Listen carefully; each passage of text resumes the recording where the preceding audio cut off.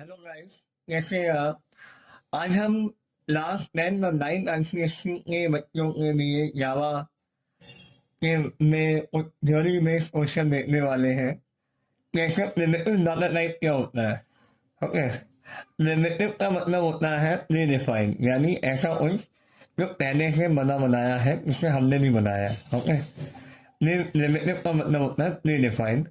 Data type का मतलब होता है वो मैकेनिज्म जिसके थ्रू या जिसके जरिए हम किसी टाइप ऑफ इंफॉर्मेशन को डिफाइन करते हैं कि उस वेरिएबल में इस टाइप की वैल्यू स्टोर होगी। जैसे यहाँ पे लिखा है कि जो प्रिमिटिव डाटा टाइप्स है वो प्री डिफाइंड डाटा टाइप्स होते हैं या इंट्रिंसिक डाटा टाइप्स होते हैं, जो कि दूसरे डाटा टाइप पे डिपेंड नहीं करते हैं। और ये इन मिल यानी मिल इन डाटा टाइप्स होते हैं, यानी ऐसे डाटा टाइप इन्हें यूजर द्वारा डिफाइन नहीं किया गया है। ओके। नॉर्मली जावा में, जो जावा प्रोग्रामिंग लैंग्वेज है, उसमें एक प्रिमिटिव डाटा टाइप्स होते हैं जो कि यहाँ पे लिखे हुए हैं। जैसे बाइट है, शॉर्ट है, इंट है, लॉन्ग है, फ्लोट, डबल, कैर, बूलियन। ओके। हर डाटा टाइप की अपनी रेंज होती है, यानी अगर कोई वेरिएबल बाइट डाटा टाइप है तो मिनिमम वो कितनी वैल्यू स्टोर कर सकता है, मैक्सिमम कितनी। तो यहाँ पे एक्सपोनेंट में दिया हुआ है -2⁷ से लेके +2⁷ -1 तक वो वैल्यू स्टोर कर सकता है। 2⁷ बराबर होता है 127 के। ओके। प्लस का 127 और 2⁷ होता है 128 के बराबर।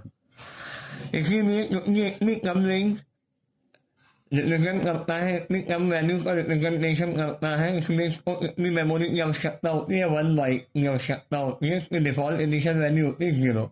अगर आप बाइट का याद कर लोगे तो अगले 3 डाटा टाइप की आप रेंज निकाल सकते हो। कैसे? जैसे बाइट के बाद शॉर्ट आता है, शॉर्ट के बाद इंट और इंट के बाद लॉन्ग आता है। जैसे आपने बाइट की याद करनी -2⁷ से 2⁷ अब अगला भी सेम ऑलमोस्ट सेम है, -2 इधर भी है, +2 - 1 इधर भी है। यहाँ पावर अगर आपको याद नहीं हो रही तो आप ऐसे कर सकते हो, 7 का डबल करो, 7 2 जा 14 और 14 + 1 15। ऐसे यहाँ पे 7 2 जा 14, 14 + 1 15, ये शॉर्ट की रेंज हो गई।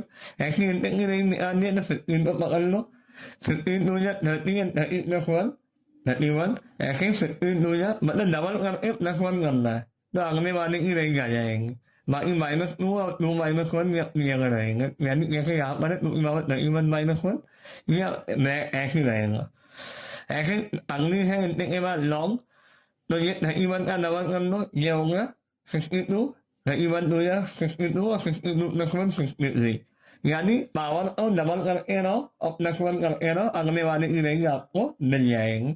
उसके लिए सिर्फ और सिर्फ ये करना है कि आपको पहली वाले की रेंज आपको रिमाइंड रखनी है, यानी याद रखनी है। ऐसे ही इसका मेमोरी साइज है कि बाइट कितनी मेमोरी लेता है, बाइट टाइप का वेरिएबल 1, तो 1 का डबल करोगे 1 2 या 2 आ गया, ये शॉर्ट की मेमोरी हो गई, शॉर्ट टाइप के वेरिएबल की। ऐसे इंट टाइप के वेरिएबल की मेमोरी निकालनी है तो 2 2 या 4 आ गया, और ऐसे लॉन्ग टाइप की 4 2 या 8 आ गया। ये जो शुरू के जो 4 डेटा टाइप है, ये है इंटीजर टाइप की वैल्यू को स्टोर कराने के लिए।